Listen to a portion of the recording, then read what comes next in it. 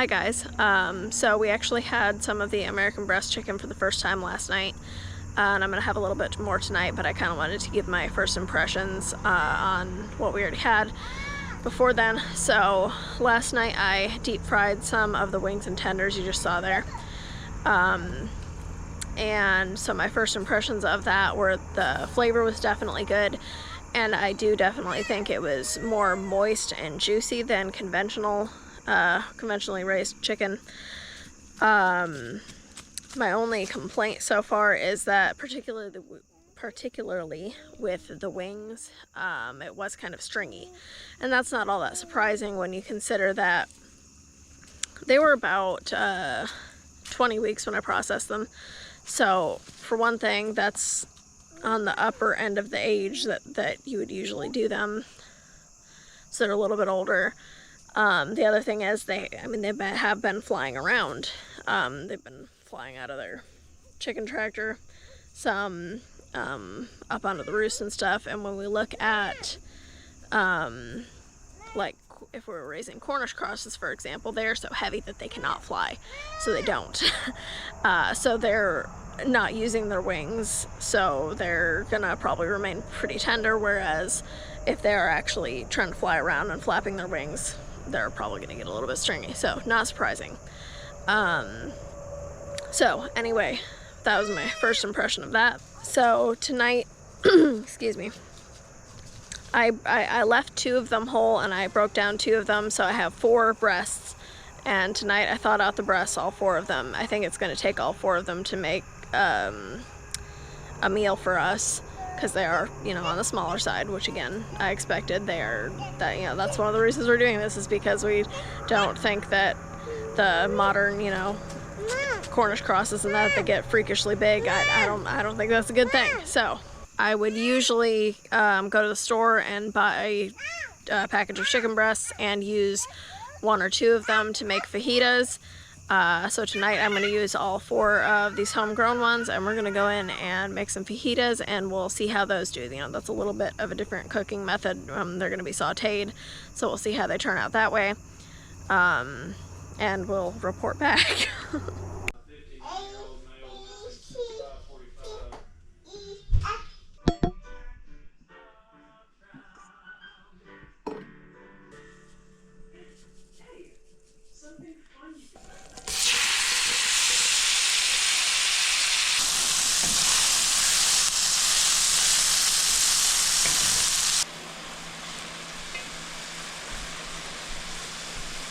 Alright, so the fajitas were good. About the same impression as before. It was just a little bit chewy, not enough to bother, not like you couldn't chew it or anything, but you can tell it has a little more bite to it. And again, that's not really all that surprising given the difference in like activity level between these chickens and, say Cornish cross or any kind of like huge meat chickens that are raised in, confined areas where they don't move a lot and they're very sedentary. So that's not surprising. But I do also think, I really do think that it is juicier than normal chicken, and I think it holds more moisture as you cook it, because something that I've noticed is when I usually make fajitas, because the chicken gets cooked longer than it takes to actually just cook the chicken, so it does tend to dry it out just a little bit, and again, not enough to make it inedible by any means, but I do think that tonight it held more moisture than it normally does when I make fajitas. So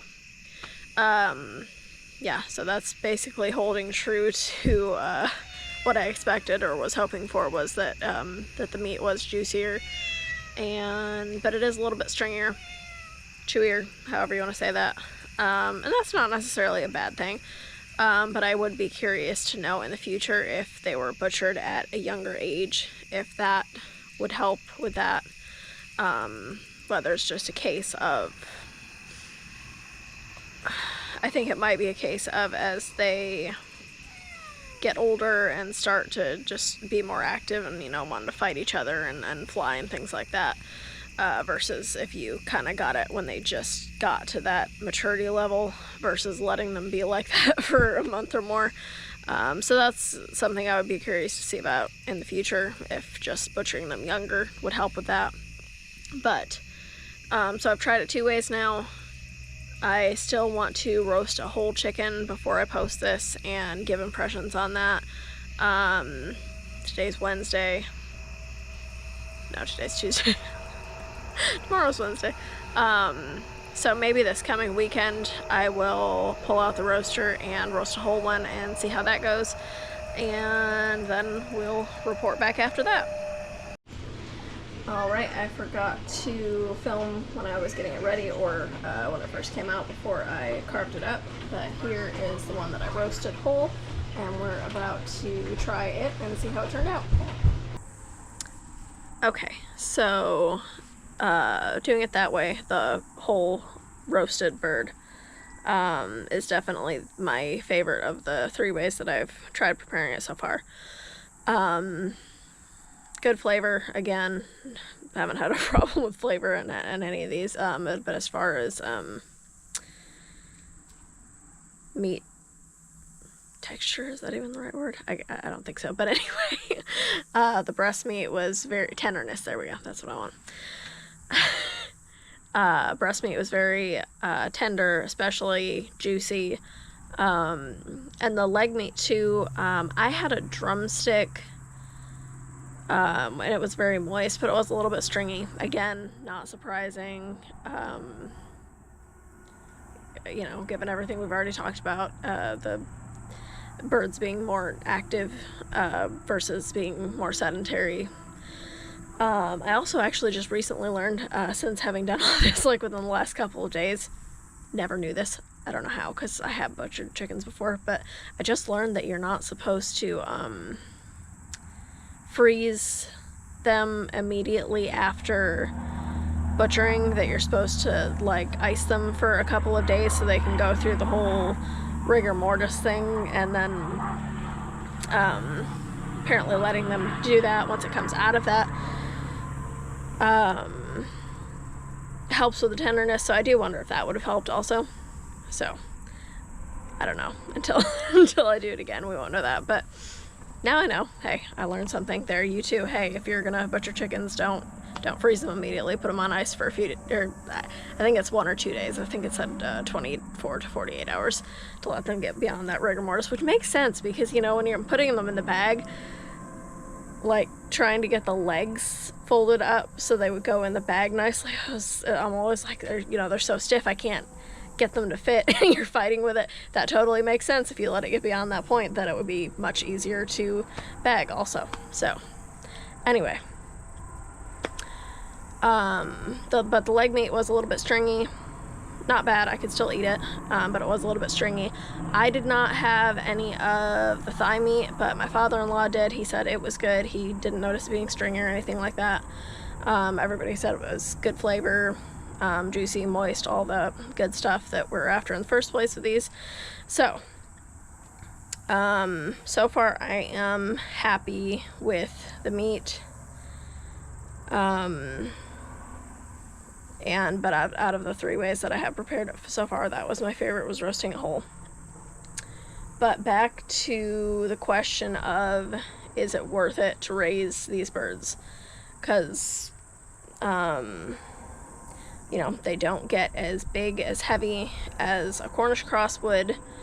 They take longer to get to the point to mature. They're more expensive. In my case, I bought hatching eggs. Even those, it was pretty expensive even doing that. But to buy like day-old chicks from hatchery like you normally would, like I bought some last year, that all didn't work out. If you've been here a while, you know that. But those I think were like $7 or $8 per chick, which is a lot. And that's for a straight run, I mean. So from the standpoint of the cost and all of that, the cost that I had into it at this point, and honestly I don't know what that is. I have not sat down and figured out how much feed I bought and everything, because I don't think that's a fair analysis, because if that's all I was doing, if all I was doing was hatching out or buying chicks and raising them up to maturity and butchering all of them, that would be different. That would be my final cost per bird, but that's not what I'm doing here. That's kind of the whole point of this, is that I don't want to have to do that. I don't want to have to be dependent on buying eggs or chicks from somebody else to hatch. I want to build a flock of birds that I can collect eggs from and hatch, which at that point those eggs aren't going to cost me anything. I mean, they do, but not in the sense that you're having to go out and buy them.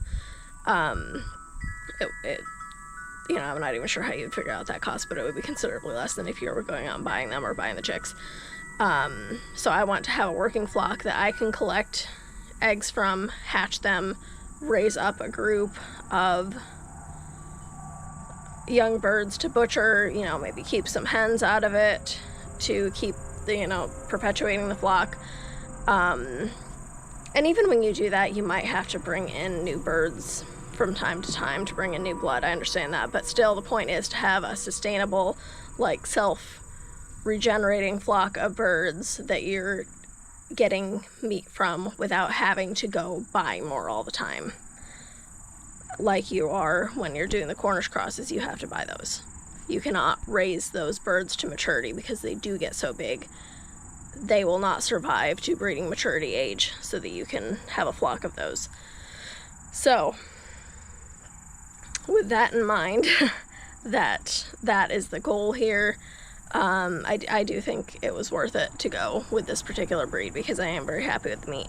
Granted, I'm not going to say that I've tried a lot of others, but I have butchered just extra roosters from time to time of various breeds that weren't necessarily old or anything. They would have been around this same age. And this meat from these ones is definitely of a better quality than any other just regular various chicken breeds that I have butchered over the years.